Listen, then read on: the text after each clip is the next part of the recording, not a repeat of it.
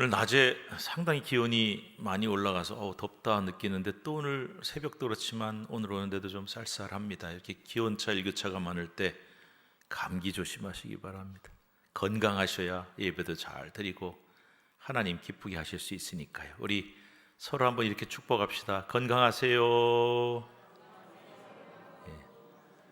아프지 마시고 아픈 분들은 빨리 나으시기 바랍니다. 요즘 감기는 걸렸다 하면 기본 2주, 한 달 그렇습니다. 누가 그래요? 사람들이 독해지니까 감기도 독해진다 그래요. 하여튼 감기 걸리지 말고 또 걸리신 분들 빨리 나으셔서 건강하시기 바랍니다. 요즘 많이 쓰는 말 중에 삶의 질이 달라졌다라는 말을 많이 씁니다. 교재 보시면 교재대로 순서대로 나가니까 교재 못 받으신 분은 손을 들어 표해 주시기 바랍니다. 우리가 좀 잘 살게 되면서 우리 삶의 수준과 모습이 크게 달라지고 나아졌다는 뜻입니다.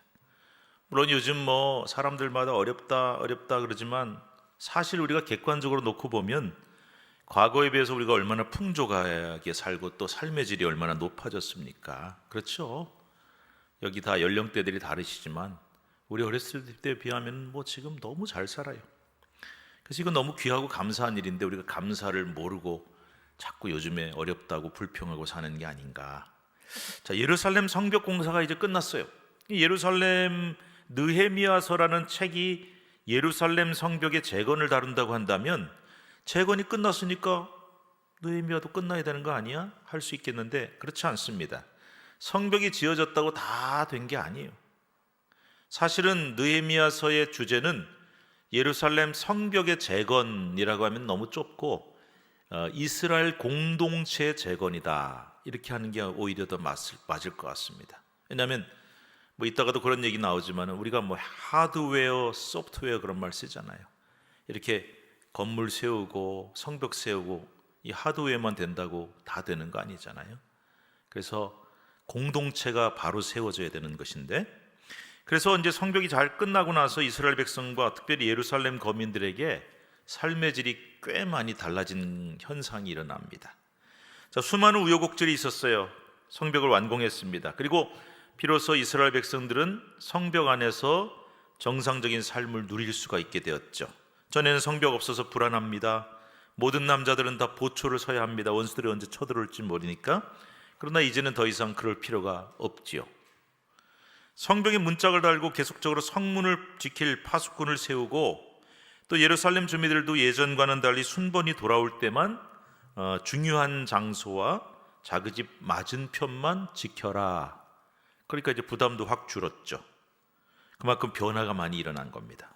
아울러 4절부터 보시면은 여러분 아까 읽으셨지만 포로 생활로부터 예루살렘으로 돌아온 귀환자들의 명단을 쭉 기록을 하고 있어요. 특별히 여러분 성경 신약도 그렇지만 구약 읽으실 때 족보나 명단 나오면은 쭉 이름이 나오는데 이름이 우리하고 다르니까 어렵잖아요. 여러분 아까 발음할 때 비그웨 그죠? 어려워요. 이름이 느훔바나. 그 이름을 쭉 보면서 재미없게 이렇게 이름만 나열했나 싶은데 사실은 굉장히 중요한 의미를 갖고 있어요. 아마 성벽 재건과 더불어 비로소 안정되고 정상적인 삶이 시작됐기 때문에 귀한 자들의 명단을 이제 좀 파악을 해보자. 그전에는 막 명단 파악할 겨를도 없고 정신도 없어요. 빨리 재건해야 되니까. 근데 다 끝났으니까 명단 좀 파악해보자. 그리고 마지막으로 지도층들이 먼저 설선수범을 하고 그 뒤를 이어서 이스라엘 백성들이 성전의 건축 예물을 자발적으로 드리는 이야기로 이 오늘 8장까지가 맞춰집니다. 삶의 질이 달라지니까 신앙도 안정되는 것 같습니다. 아무튼 참 아름다운 것은 제가 이스라엘 공동체 재건이라 그랬는데 지도층들이 앞장을 서고 백성들이 따르는, 그래서 공동체를 세워가는 이 모습이 참 아름답게 보입니다. 자, 그럼 이제 본문을 한번 살펴보겠습니다. 여러분 교재에도 보시면 본문 살피기 1번 이제 몇 개로 나눴어요. 자, 이렇게 반 가로쳐 있는 1번은 1절부터 4절, 그 다음에 5절부터 자그마치 69절 이렇게 돼 있어요. 그리고 세 번째가 70절부터 73절. 이게 참 이 느헤미야서가 7장이 엄청나게 길잖아요. 이거 다 하다가 밤새겠는데 그러실 것 같은데 그렇게는 안 하고요. 이제 중간중간에 중요한 내용만 다루도록 하겠습니다. 먼저 큰 덩어리 1절부터 4절, 예루살렘에 파수꾼을 세우다. 자, 느헤미야가 성적 재건 공사를 마친 후에 성문을 파수할 파수꾼을 따로 세웠어요. 옛날엔 그럴 일이 없기 때문에 다 파수를 섰는데 이제는 따로 세워요. 시편 127편이 유명하죠. 1절에 이런 말씀이 나와요. 여호와께서 집을 세우지 아니하시면 세우는 자의 수고가 헛되며 여호와께서 성을 지키지 아니하시면 파수꾼의 깨어 있음이 헛되도다.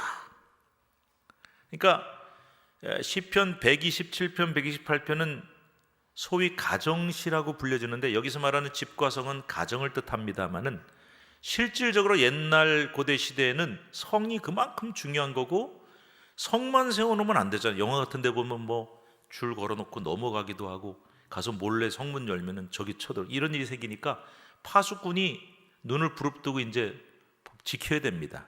그런데 127편 1절이 말하기를 파수꾼이 깨어 있음이 헛된 것은 여호와께서 성을 안 지켜주시면 소용이 없다. 아무리 파수꾼을 많이 세워도 하나님이 지켜주셔야 된다. 우리 가정도 마찬가지다.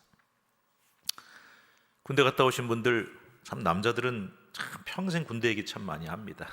근데 제일 좀 추억이기도 하고 힘들었던 기억을 떠올려 보라 그러면 뭐 혹한기에 뭐 어디 나가서 훈련 받은 거 뭐 옛날엔 또 가혹행위도 많았고 근데 그 중에 이제 밤에 보초를 서고 또 야간 근무를 쓴 게 참 힘들었다고 해요. 참 저도 이제 이게 한번 서볼 기회 되면 전 이제 장교를 하다 보니까 참 그건 좋은 것 같아요. 근무를 잘 안 서는데 한번 서보니까 세상에 밤이 그렇게 길 수가 없어요. 제 생애의 가장 긴 밤. 정말 한참 지난 것 같은데 보면 30분 지나. 해가 떠오르는 게 얼마나 반가운지. 근데 그렇게 졸린 눈 비벼가면서 허벅지 꼬집어가면서 그렇게 성을 열심히 파수꾼이 지켜도 여호와 하나님이 안 지켜주시면 소용이 없다. 우리 가정도 마찬가지. 가장이 또 가족들이 우리 집을 지키겠다고 그렇게 고생하고 지켜도 여호와 하나님이 안 지켜주시면 소용이 없다. 그런 말씀이죠. 그래서 파수꾼은 그만큼 중요해요. 성의 안전, 백성의 생명을 책임진 중요한 직책이었습니다. 아무한테나 맡길 수 없죠. 그래서 이제 느헤미야가 이 중책을 맡길 사람들을 뽑는데 파수꾼 뽑는 것을 딱 보는 거예요. 체격, 덩치 좋냐 그것만 보는 게 아니라 태도와 신앙까지 고려해서 신중하게 뽑아요. 여러분, 그래서 우리가 한번 적용을 해보면 좋겠어요. 나는 어떤 성을 맡은 파수꾼인가? 하나님이 여러분의 성을 맡기셨거든요. 아까 제가 가정시 얘기한 것처럼 가정도 여러분이 지켜야 될 성이고요. 교회도 여러분이 지켜야 될 성이고 이 나라 민족도 우리가 지켜야 할 성입니다. 그러면 나는 이 파수꾼의 중책을 맡을 자격을 잘 갖추고 있는가? 아니면 내 역할도 제대로 감당 잘 못하면서 다른 책임자들 탓하고 뭐 나라가 뭐 이러니까 누가 문제고 교회가 이러니까 누가 문제고 집안이 이러니까 누가 문제고 그렇게 남 탓하고 있는 우리 모습이 아닌 걸 한번 돌아볼 필요가 있습니다. 누가 그런 얘기를 해요. 이제 뭐 우리나라가 좀 문제가 많다 그러면서 뭐 이게 나라냐? 그래서 제가 그랬죠. 그러면 나라지 나라 아니냐? 근데 누구 나라냐? 남의 나라냐? 미국 나라냐? 일본 나라냐? 우리나라다. 근데 이게 나라냐 그러면 되겠습니까? 나라를 만들어야 되죠. 가정도 마찬가지. 가끔 그런 얘기하죠. 이게 집안이냐? 꼬라지가 이게 뭐냐? 에? 완전히 그냥 쑥대밭이다. 엉망진창이다. 누구 집인데요? 옆집 아저씨 집입니까? 뭐 남의 집입니까? 아니잖아요. 그래서 우리가 나에게 맡기신 성이 그만큼 중요한 거고 우리는 파수꾼을 잘 감당을 해야 돼. 누구 탓하지 마시고. 자, 그래서 1절로 이제 들어갑니다. 1절 한번 같이 읽어 보겠습니다. 시작. 성벽이 건축됨에 문짝을 달고 문지기와 노래하는 자들과 레위 사람들을 세운 후에 문짝 달았어요. 성벽 세우면 뭐예요? 문짝이 있어야죠. 그럼 재건 공사가 다 마무리가 됐어요. 이제 성벽을 계속적으로 파수할 사람들을 세우는데 근데 파수꾼만 세운 게 아니라 문지기도 있었고 노래하는 자도 있고 레위 사람도 있다 그랬는데 이 세 부류는 그냥 일반 문을 지키는 사람이 아닙니다. 성전 문을 지키는 사람입니다. 그래서 성전 문지기와 노래하는, 요즘으로 치면 찬양대 찬양팀과 레위 사람은 전부 다 레위 지파의 소속이어야 했고, 같은 레위 지파지만은 역할이 달라서 셋으로 구분한 거예요. 그래서 본디 성전 봉사라는 레위 사람들한테 성전 문만 맡긴 게 아니라 성벽문 파수도 맡겼다 그랬어요. 왜 성전문만 파수하면 되는데 성벽문 파수도 맡겼을까? 물론 예루살렘 주민이 얼마 안 되니까 레위 사람들도 동원이 됐겠죠. 그러나 성벽문의 파수가 곧 성전의 안전과 성전문의 파수와 직결되기 때문에 그만큼 중요한 일이어서 레위 사람들한테 맡겼던 것 같습니다. 그만큼 소중한 일이라는 거죠. 자, 2절로 넘어갑시다. 2절 읽어요. 시작.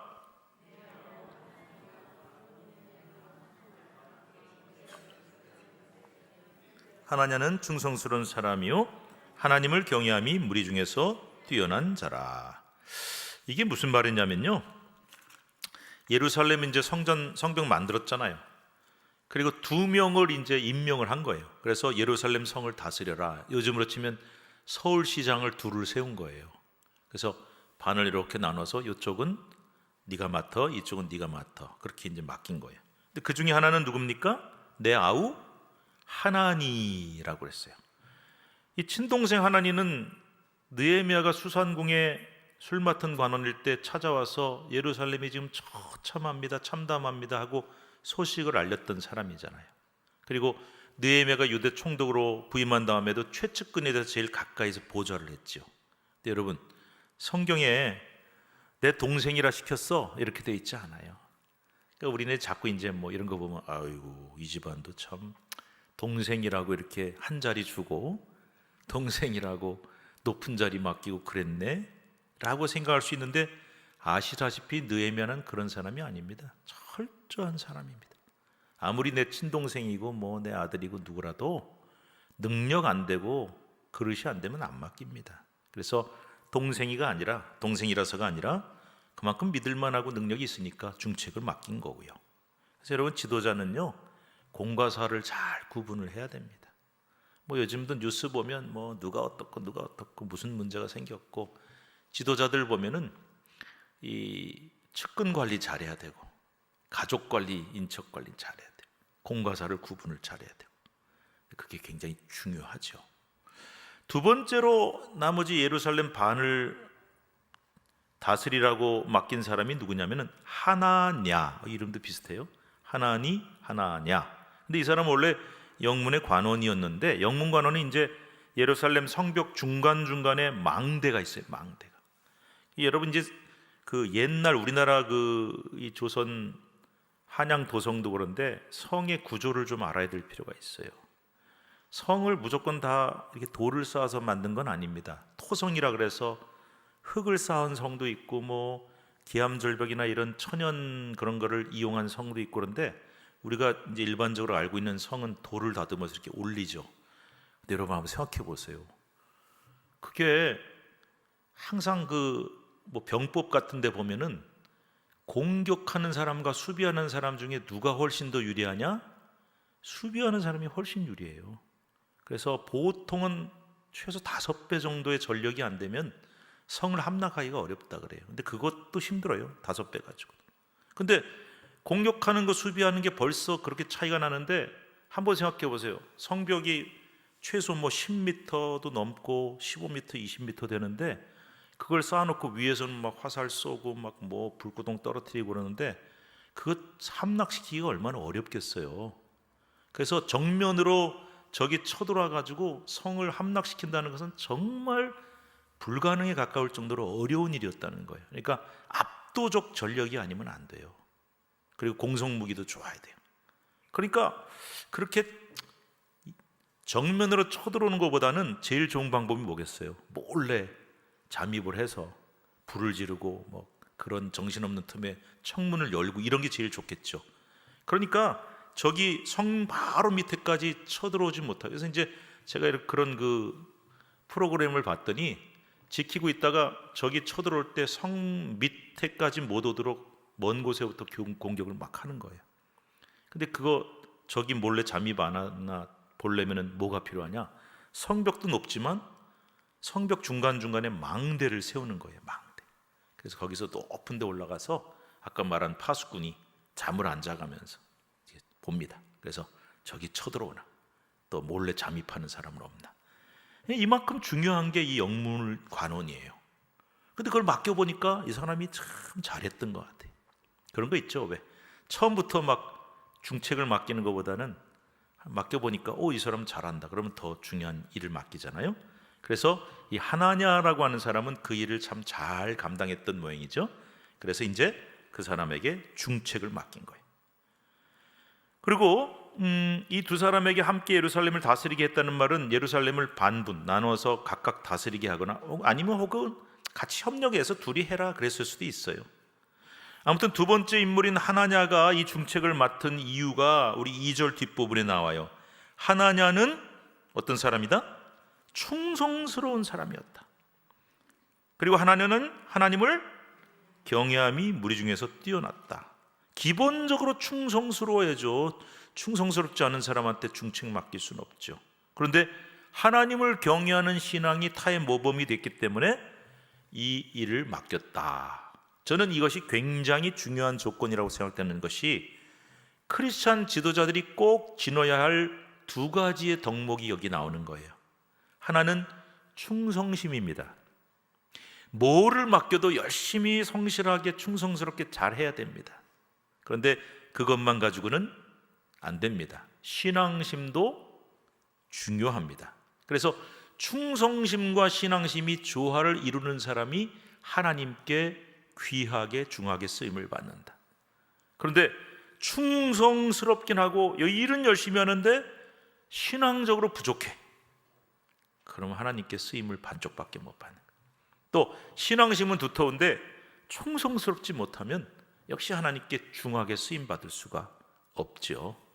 그래서 저와 여러분 모두가 사회 가서나 어디 가서나 직장 가서나 사업이든지 맡기면 충성스럽게 능력 있게 잘 할 수 있는 능력도 꼭 갖추시고 또 하나님을 경외하고 의지하는 신앙심도 함께 갖추시기를 두 가지를 골고루 갖춘 균형적인 사람이 되시기를 축복합니다. 이런 말 있죠. 왜? 우리나라 말이 참 재밌어요. 저 사람은 참 믿음은 좋은데 그러고 있으면 그 무슨 뜻이죠? 믿음은 좋은데 사람도 좋아 그런 뜻은 아니고요. 믿음은 참 좋은데 능력이 부족해 좀 잘 못해 그런 사람은 중책을 쓰임받을 수가 없잖아요.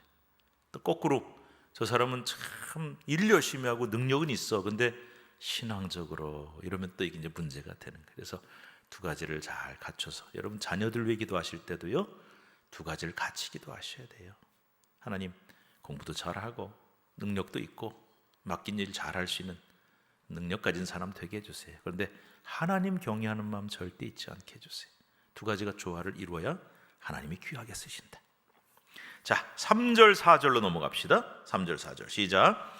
내가 그들에게 이르기를 해가 높이 뜨기 전에는 예루살렘 성문을 열지 말고 아직 파수할 때에 곧 문을 닫고 빗장을 지르며 또 예루살렘 주민이 각각 자기가 지키는 곳에서 파수하되 자기 집 맞은편을 지키게 하라 하였노니 그 성읍은 광대하고 그 주민은 적으며 가옥은 미처 건축하지 못하였음이라. 이제 느헤미야가 이 두 사람한테 요령을 가르쳐요. 자, 예루살렘을 다스리고 지키려면 이렇게 해야 돼. 첫 번째, 해가 높이 뜰 때까지는 성문 열지 마. 이건 무슨 말이냐? 보통 옛날에는요 참 부지런했습니다. 주로 이제 농사 많이 지니까 여러분 우리 교회가 지금 새벽 예배가 5시 반이죠? 맞나요? 예. 근데 원래 새벽 기도회는 우리나라 초대교회는 4시였어요. 4시. 근데 이게 이제 점점 늦어진 거예요. 아마 우리 교회도 처음 개척할 때는 4시 아니면 4시 반쯤 돼서 아니면 뭐 늦어도 5시였을 거예요. 옛날에 일찍 논에밭에 나가려면요 꼭두 새벽에 일어나서 기도하고 나가는 거예요. 그러니까 그렇게 옛날엔 부지런해야 돼요. 농사 짓고 이러려면은. 여러분 성문을 해 뜬 다음에 열면 어떻게 됐어요? 밭은 노는 다 밖에 있는데. 그래서 보통 고대에는 다 아침에 해 뜨기 전에부터 문을 열어요. 그런데 왜 해 뜰 때까지 열지 말라? 그만큼 긴박하고 또 활동이 많지 않으니까 그때 적이 침략을 해오면 큰일 나니까 해가 다 뜨고 백성들의 일과가 본격적으로 시작되면 성문 열어라. 신중해야 된다. 그만큼 철저하게 지켜야 된다. 왜냐하면 지금 쳐들어오려고 막 아주 그냥 노리고 있는 원수들이 많잖아요. 그래서 여러분 절대로 우리가 이 마귀와의 영적 싸움에서는요, 우리 하나님의 전신갑주도 마찬가지지만 방어 무기와 공격 무기가 다 있어야 돼요. 근데 신기하게 공격 무기는 검 하나밖에 없어요. 다 방어 무기예요. 투구로부터 해서. 그만큼 방어가 중요하거든요. 방어를 잘해야 공격도 할 수 있어요. 영적 싸움도 방어가 굉장히 중요한데 치밀해야 되고 철저해야 됩니다. 이 정도로. 그래서 우리에게 이제 영적 싸움의 원리를 얘기해 주죠.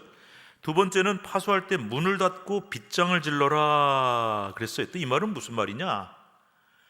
해가 중천에 뜰 때까지 경비태세를 절대 늦추지 말고 성문을 꼭 닫고, 그전에는 빗장, 여러분 왜 옛날 성문이 나무로 돼 있잖아요. 나무. 그래서 이렇게 열죠. 영화 같은 데서 보셨죠? 그러면 딱 닫고 두꺼운 나무로 해서 빗장을 딱 채웁니다. 그러면 이제 적이 깨는 것이 굉장히 어려워요. 그래서 그만큼 철저하게 파수하고 성문을 지켜라 하는 거예요. 우리 빗장을 잘 채워야 됩니다. 아까 제가 여러분에게 맡기신 파수꾼의 사명, 여러분의 가정, 우리 교회, 나라, 민족, 빗장을 단단히 기도의 빗장을 채워서 마귀 사탄이 틈타지 못하게, 그 역할이 우리에게 주어진 거죠. 세 번째로는 성문 파수할 사람들을 세우긴 했지만 그 사람들만 알아서 해라가 아니라 예루살렘 거민들도 순번 정해놓고 며칠에 한 번씩은 성벽의 중요한 요지에 가서 경비도 하고 자기 집 맞은편은 최소한 책임을 지고 경비를 해라 그랬어요. 그리고 그 책임자가 바로 1절에 나온 레위 사람들이었습니다. 자, 내 성은 누가 지킨다? 어디 군가 같은 데 나오는 가사 같은데요. 내 성은 내가 지킨다. 내 집은 내가 지킨다. 제가 아까 그랬잖아요. 이게 나라냐? 나라지. 누구 나라인데? 우리 나라인데. 이게 집이냐? 이게 집안이냐? 꼬라지가 이게 뭐냐가 아니라 우리 집안인데 우리가 지켜야죠. 누가 대신 지켜줍니까? 그래서 가정과 교회를 잘 지키는 파수꾼으로 우리가 사명을 받았고 빗장을 단단히 채우고 철저하게 지켜서 악한 영이 틈타지 않도록 하는 이 사명 잘 감당하시길 바랍니다. 자, 크게 두 번째 챕터로 넘어갑니다. 5절부터 69절까지 굉장히 길어요. 그래서 성벽 재건을 완성한 다음에 파수꾼 세우고 그 다음에 이제 포로 생활에서 돌아온 귀한 자들 명단을 계보대로 쫙 파악을 해서 기록을 하세요. 굉장히 깁니다. 자, 귀한 자들의 명단을 파악하고 인구 조사를 해야겠다는 필요성을 느낀 거예요. 이제 안정이 되니까 이제 인구 조사도 해서 장정이 몇 명인지 또 누가 몇 명인지 이런 걸 파악을 해야겠다. 그래서 아까 제가 그랬죠. 하드웨어, 성벽만, 겉으로 보이는 성벽만 딱 세우는 게 아니라 그 속에서 살아갈 백성들의 구성원과 상황을 잘 살펴서 그들을 재구성하는 이 소프트웨어를 이제 완성을 해야 되는 거예요. 자, 5절만 한번 읽어봅시다. 5절 시작. 내 하나님이 내 마음을 감동하사 귀족들과 민장들과 백성을 모아 그 계보대로 등록하게 하심으로 내가 처음으로 돌아온 자의 계보를 얻었는데 거기에 기록된 것을 보면 하나님이 내게 감동을 주셨대요. 이게 문자적으로 보면은 감동, 그러니까 이제 조금 다르게 생각하는 분이 계신데 마음이란 뜻이에요. 하나님이 내 속에 그런 마음을 불어넣어 주셨다. 이 말이 무슨 뜻일까요? 인구조사도 하고 계보도 파악해야겠다는 생각을 누가 주셨다는 거예요?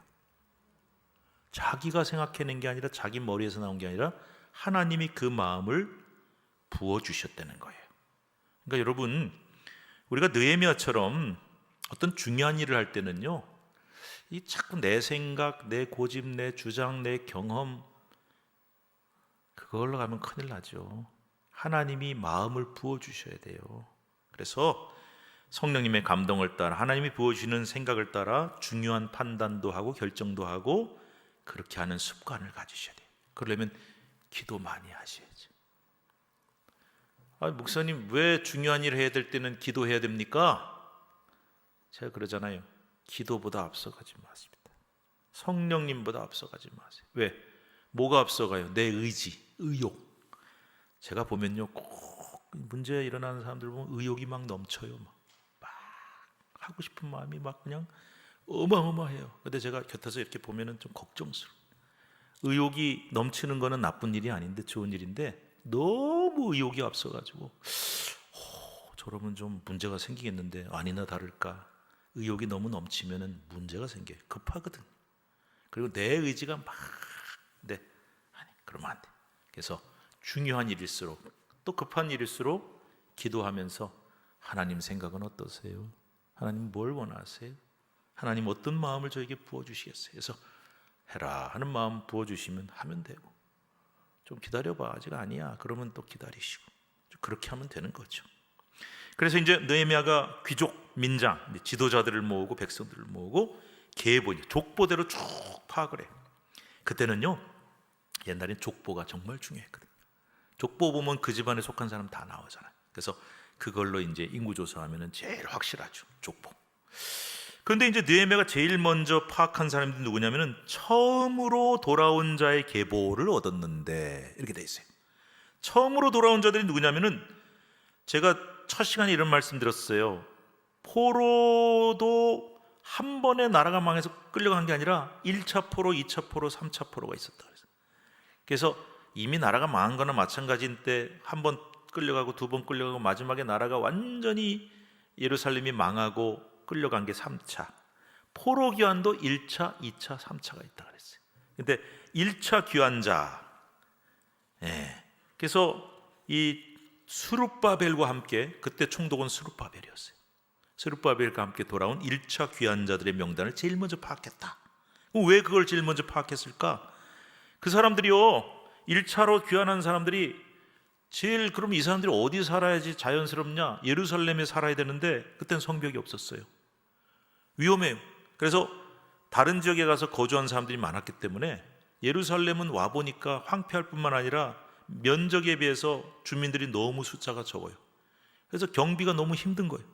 그래서 이제 느헤미야가 성벽 재건 공사를 끝난 다음에 포로 전에 조상들이 예루살렘에 살았던 사람들, 그리고 이 스룹바벨과 함께 귀환한 사람들을, 제일 먼저 온 사람들을 제일 먼저 파악을 해서 빨리 이리 와. 예루살렘 성벽이 이제 다 끝났으니까 안전하니까 빨리 들어와서 살아. 그래서 이걸 이제 1차로 파악을 한 거예요. 빨리빨리 와라. 그래서 이제 다 들어와 여기 살아라. 그래서 이제 이 계보가 1차 파악이 된 거죠. 여러분, 하나님의 백성은 거해야 될 곳이 따로 있습니다. 이때 1차 포로 귀환한 사람들은 예루살렘에 살았어야 했었어요. 거기서 성전도 지키고 세우고 하나님께 예배하고. 근데 와보니까 성벽도 없고 불안하니까 딴 데 가 살았단 말이에요. 그러니까 이제 성벽 다 만들고 다 들어와라 그랬어요. 하나님의 백성은 살아야 될 곳이 따로 있다. 거해야 될 곳이 따로 있다. 그것은 바로 하나님의 집인 줄로 믿습니다. 저는 잠은 집에 가서 해야 될 거 아닙니까? 생활도 집에 가서 해야 되잖아요. 그거 얘기하는 게 아니에요. 우리가 있어야 할 곳은 바로 하나님의 집이다. 그래서 하나님의 집에서 거하는 것을, 아까 우리 찬양 불렀죠. 이따가도 부를 거예요.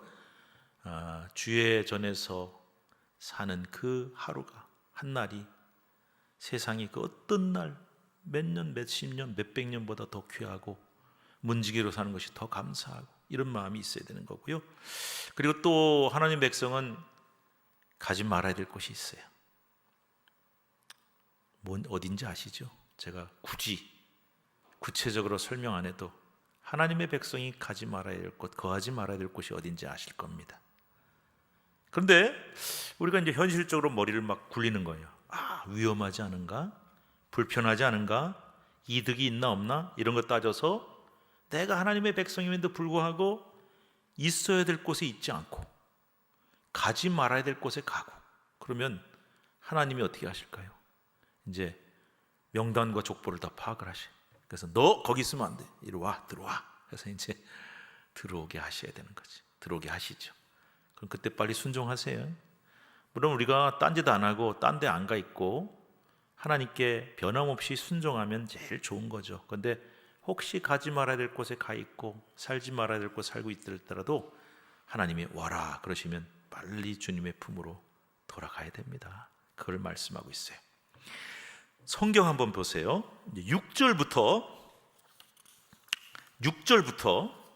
자그마치 69절까지 엄청 길죠? 안 읽을 거예요. 읽다 보면 시간 다 가요.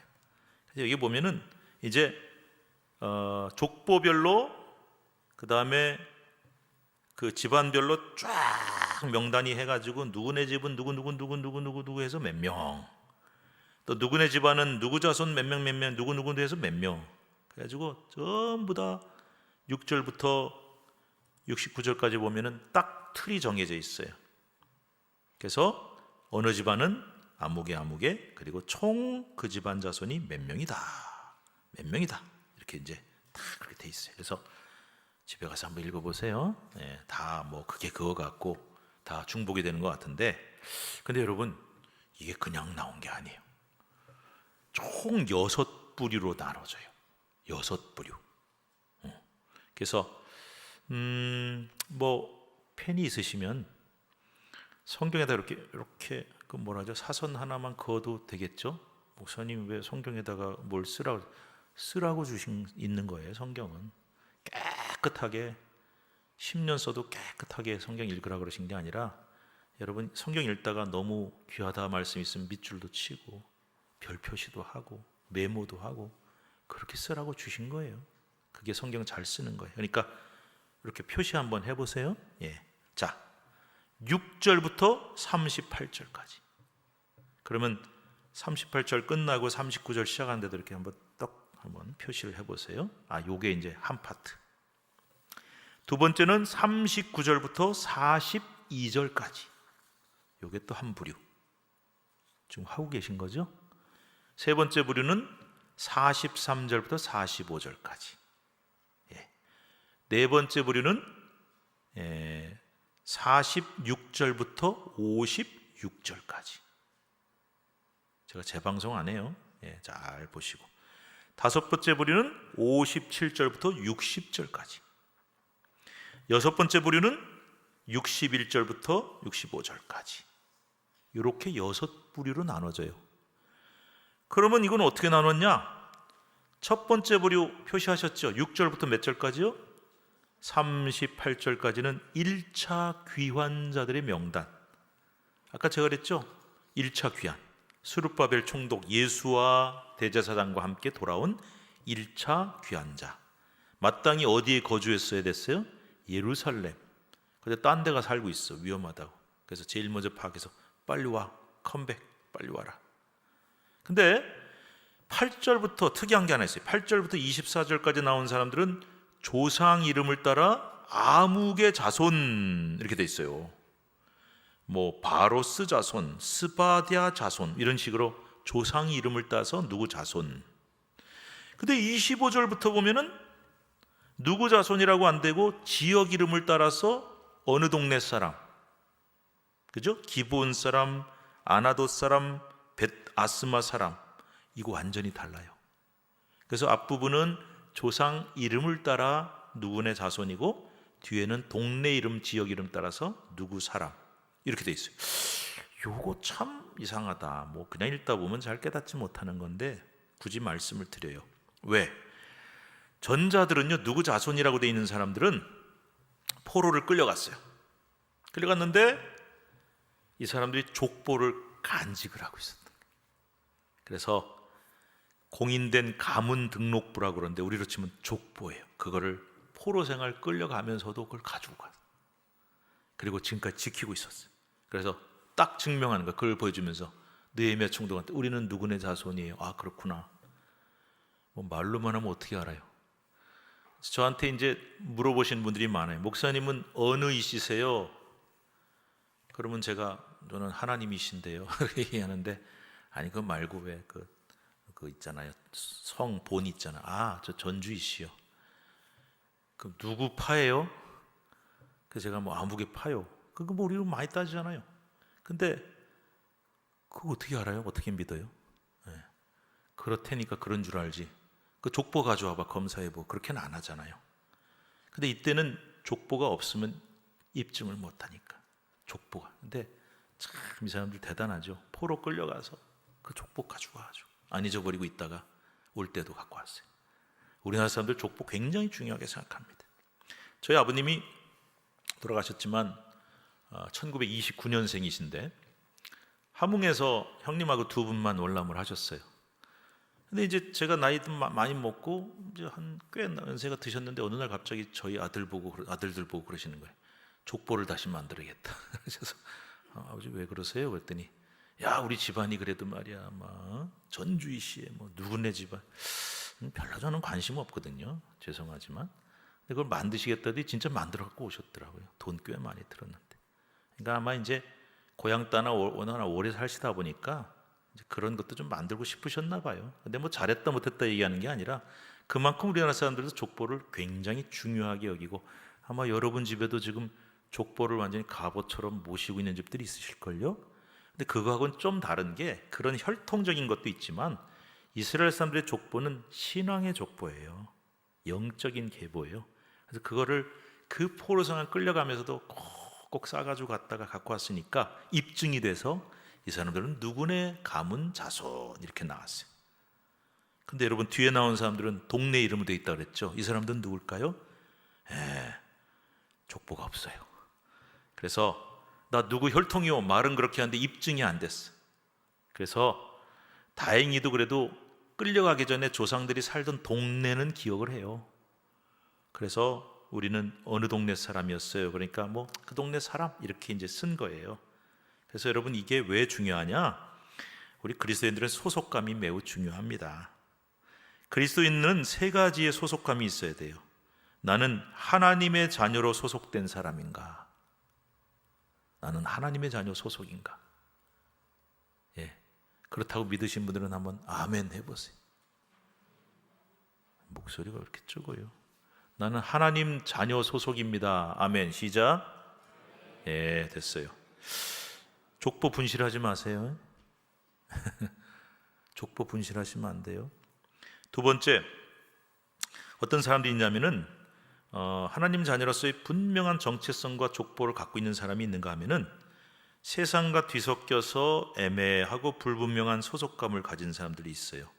여기 가면 크리스찬, 저기 가면 말 안 하기. 여기 가면은 나 교회 다녀요. 저희 가서는 말할 필요 없을 것 같아. 괜히 분리할 것 같아. 말 안 하고 왔다 갔다. 그렇게 돼서는 안 되고요. 그 다음에 옛날에 썬데이 크리스찬이라 그랬는데 주일날만 그리스도인, 월요일부터 토요일까지는 안 그리스도인 이렇게 되시면 안 됩니다. 그거 아주 소속감 없는 사람이에요. 그리고 세 번째는 완전히 세상으로 떠나가고 가버린 사람이죠. 그런 분들이 많습니다. 그래서 여러분 소속이 어딘지가 분명해야 돼요. 여러분 소속은 어디 있습니까? 누구네 집안입니까? 그래서 저는 어디이시에요? 저는 하나님이시오. 소속감 분명하지요? 그래서 여러분들 어디 가서나 어떤 상황에서나 그거 핑계 대지 마시고 나는 하나님의 자녀입니다. 누가 뭐래도 난 하나님 자녀입니다. 이 소속감을 꼭 지키시기를 바랍니다. 두 번째 부류는 39절부터 42절까지 나오는데 이거는 제사장들 명단이에요. 제사장이 중요하죠. 그렇게만 정리하고요. 세 번째 부류는 43절부터 45절까지 나온 누군 것 같아요? 성경 보니까 레위인들이에요. 레위인들도 제사장만큼 중요하죠. 성전 제사에서. 그 다음에 네 번째 부류는 46절부터 56절인데 여기 아주 재미있는 말이 나와요. 느디님 사람들로 성전 노예였다고 돼 있어요. 느디님 사람들이라는 사람들을 왜 굳이 이렇게 족보를 파악을 해서 여기 명단에 넣었을까? 느디님 사람들은 원래 이방인이에요. 이스라엘의 전쟁 포로로 잡혀와서 성전에서 막리를 하던 노예들이었어요. 성전 노예들이었어요. 여러분 여호수아 9장에 보면요, 이스라엘이 가나안을 정복하는데 하도 정복하는 기세가 세니까 기브온 사람들이, 이방인들이 속임수를 써요. 그래서 곰팡이 난 떡과 헤어진 옷을 갖고 와가지고는 우리는 저 멀리서 왔는데 이거 보세요. 떡이 곰팡이 쓸고 옷도 다 달았어요. 그래서 우리 당신들하고 화친을 맺고 조약을 맺고 싶어요. 좀 의심스럽긴 한데 그거 딱 증거로 보여주니까 뭐 가나안 사람이 아니구나, 멀리서 온 게 맞구나. 그래서 서로 안 죽이기로 조약을 딱 맺었네. 나중에 보니까 기브온 사람들, 가나안 사람들이 속았다. 그래도 하나님하고 약속했으니까 죽이진 못했어요. 그래서 그 사람들에게 어떻게 했냐면 여호와의 제단을 위해서 나무 패는 일, 물 깃는 일, 막이라는 사람들로 삼았다. 이런 사람들의 자손들이에요. 그래서 이런 사람들은 원래 가나안 백성들이니까 이스라엘 사회에서 비천한 신분이니까요. 근데 여러분 한번 생각해 보세요. 맨날 천대받고 계급적으로도 비천한데 바벨론의 포로로 끌려갔으면은 그 끌려가 있는 게 더 나을 것 같아요? 이스라엘에 그냥 살고 있는 게 더 나을 것 같아요? 솔직히 끌려가 있는 게 이 사람들은 훨씬 낫습니다. 거기가 더 자유롭고 거기서 신분 따지는 사람도 없고. 그런데 귀환했어요. 원래 천한 출신이고 이방인 출신이니까 거기 있는 게 더 나을 텐데, 편할 텐데, 더 좋을 텐데 귀환했어요. 그 먼 길을. 우리는 이스라엘 백성입니다. 우리는 이스라엘 백성에 소속돼 있습니다. 그래서 육신적 편안함이나 신분적 유익보다 하나님의 백성으로 사는 게 더 중요했던 사람들이기 때문에 이 사람들은 돌아온 거예요. 참 놀랍지 않습니까? 내가 하나님 백성으로 사는 게 이득이 되고 다 좋으면 뭐가 문제겠어요? 하나님의 백성으로 정체성을 지킬 때 손해도 보고 따돌림도 당하고 문제도 생기고, 내가 이렇게 손해봐가면서 예수 믿을 필요가 있을까? 이 사람들은 그렇게 했어요. 그래서 너무 귀해서 여기다 명단을 넣어준 거예요. 아시겠죠? 다섯 번째 부류는 57절부터 60절인데요 솔로몬의 신하의 자손 이렇게 나와요. 이거 또 누구냐? 이 사람들은? 이 사람들도 원래 이방인이었어요. 근데 이스라엘 백성의 노예가 돼서 왕궁 경비 같은 것에 종사하던 사람이라서 열왕기상 9장 20절 21절 보면은 이스라엘 자손이 가나안 정복할 때 다 멸망시키지 않은 가나안 주민들의 자손들이 있었어요. 그걸 솔로몬이 왕이다 이 사람들을 모아가지고 노예로 삼고 역군으로 삼았는데 그 사람들이에요. 그 후손들이에요.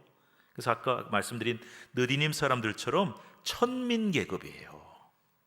노예나 하던 천한 사람들. 근데 이 사람들도 돌아왔어요. 나는 하나님의 백성인 게 중요해. 그래서 느디님 사람처럼 소중하거든요. 귀하거든요. 그래서 이름 넣어줬어요. 여러분 하나님 나라의 그 생명책 이름책에는요 이 사람이 직업이 뭐였는지, 뭐 귀한 직업이었는지, 뭐 어떤 사람이었는지, 돈이 많았는지 그거 중요하지 않아요. 하나님의 백성이냐 아니냐가 제일 중요해요. 여러분 그걸 제일 소중히 여기시길 바랍니다. 여섯 번째는 또 독특한 사람들이 나오는데요 61절부터 65절인데 아예 자신들이 이스라엘 혈통임을 입증할 수 없는 사람들이 있어요. 네.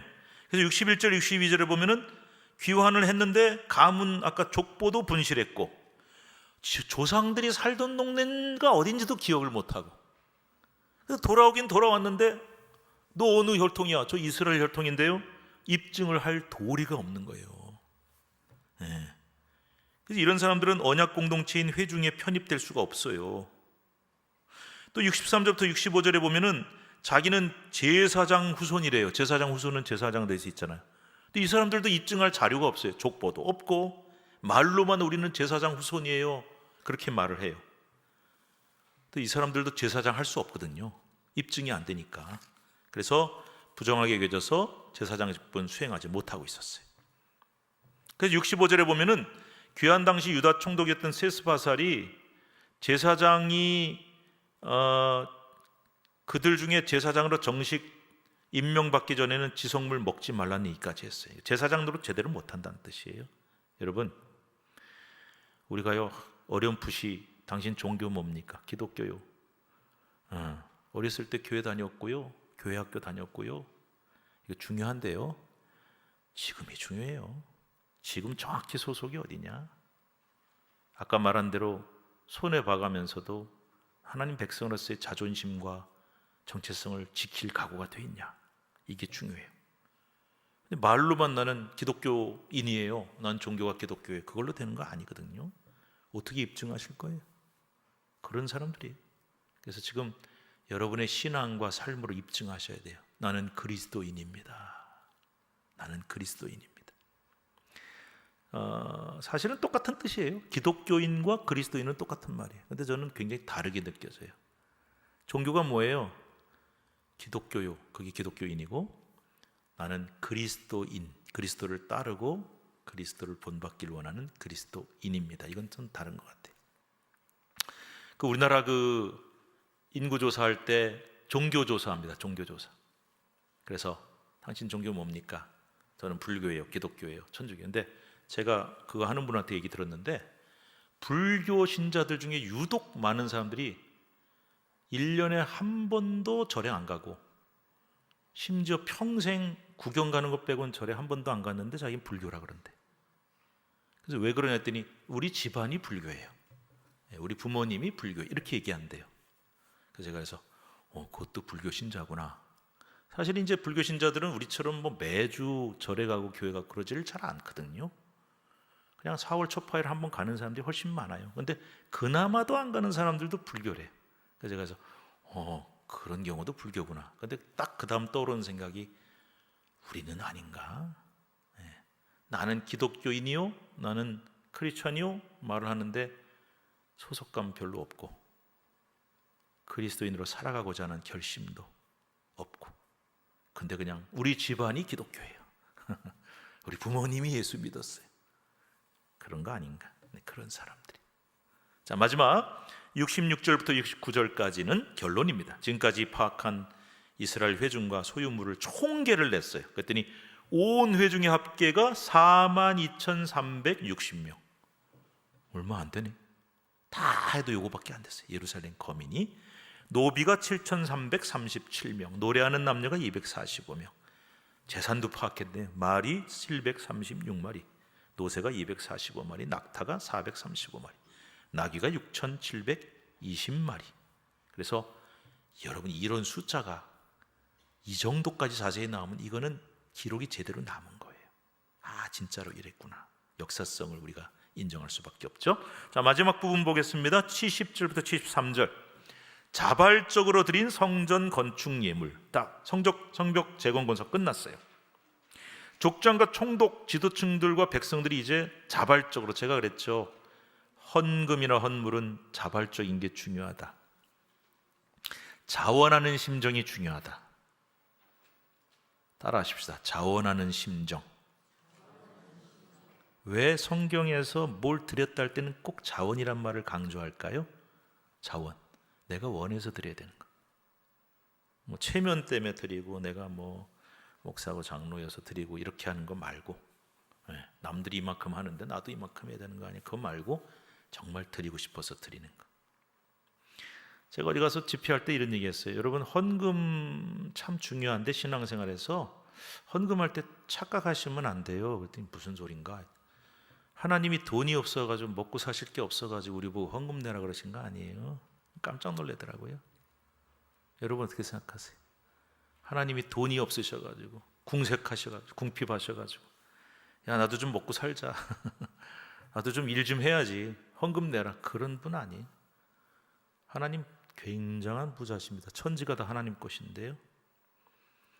여러분, 헌금 안 해도 하나님 일하시는데 아무 지장 없습니다. 더 놀라더라고요. 생전 처음 들어본 얘기니까. 근데 사실이에요. 우리 헌금 안 한다고 하나님 일 못 하시는 거 아니에요. 근데 왜 헌금을 중요하게 생각해요? 마음을 중요하게 보시거든요. 그래서 자원이란 말이 중요한 거예요. 이해하셨죠? 자, 그래서 자원하여 예물을 드렸다. 그래서 70절, 71절, 72절, 73절, 우리 4절인데 같이 읽읍시다. 시작. 어떤 족장들은 역사를 위하여 보조하였고, 총독은 금 1,000드라크마와 대접 50과 제사장의 의복 530벌을 보뭇 곳간에 드렸고, 또 어떤 족장들은 금 2만 드라크마와 은 2,200마네를 역사 곳간에 드렸고, 그 나머지 백성은 금 2만 드라크마와 은 2,000마네와 제사장의 의복 67벌을 드렸느니라. 이와 같이 제사장들과 레위 사람들과 문지기들과 노래하는 자들과 백성 몇 명과 느디님 사람들과 온 이스라엘 자손이 다 자기들의 성읍에 거주하느니라. 아주 구체적으로 나와 있어요. 근데 아무개 얼마 이렇게는 안 돼 있고, 여기 이름 나온 사람 보세요. 이름은 안 나왔지만 족장들 이만큼 잘했어 이렇게만 나오고, 누구 있게 제일 구체적으로 나왔어요? 총독은 얼마 드렸다. 와, 느헤미야가 되게 자랑하고 싶었나 봐. 나 이렇게 많이 했어. 가 아니고요. 여러분, 총독이 드린 액수를 보세요. 어마어마합니다. 다른 사람들하고 비교해 보세요. 그래서 그만큼 제일 앞장서서 자발적으로 드렸다는 거예요. 자랑하려고 쓰는 거 아니에요? 그리고 족장들도 이렇게 드렸고 나머지 백성들도 드렸다.